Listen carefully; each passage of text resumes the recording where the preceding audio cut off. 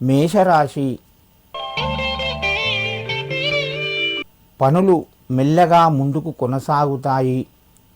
దీర్ఘకాలిక సమస్యలు అలాగే ఉంటూ కొంత మిమ్మల్ని మానసిక ఆందోళన గురి చేయవచ్చు. వ్యాపారస్తులకు మామూలుగా మధ్యమ స్థాయిలో అనుకూలంగా ఉంది. ఉద్యోగస్తులకు విద్యార్థులకు కూడా మధ్యమ స్థాయిలో ఉన్నాయి.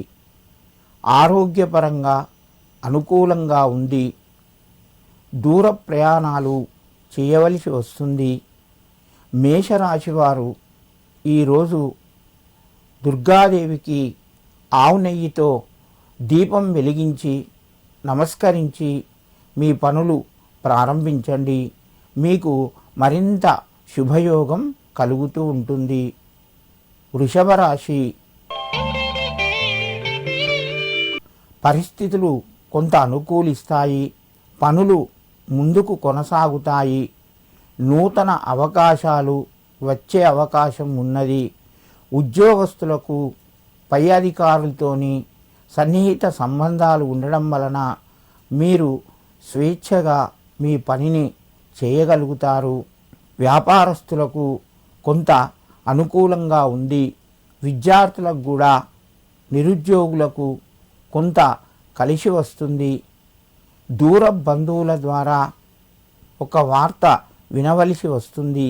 వృషభ రాశి వారు ముఖ్యమైన నిర్ణయాలు ఆలోచించి తీసుకోండి, మీకు మేలు చేస్తాయి. వృషభ రాశి వారు ఈరోజు ఆంజనేయ స్వామి దేవాలయంలో ఒక 21 తమలపాకులు సమర్పించి నమస్కరించండి. మీకు మరింత శుభయోగం కలుగుతూ ఉంటుంది. మిథున రాశి ఈ రాశి వారికి ఆర్థికంగా కొంత మెరుగైన పరిస్థితి అని చెప్పుకోవచ్చును. ఇతరుల ద్వారా సమయానికి డబ్బు అందుతుంది. చేసే కార్యక్రమాలు మెల్లగా ముందుకు వెళ్తాయి. మీ ప్రయత్నాలు కొంతవరకు ఫలిస్తాయి.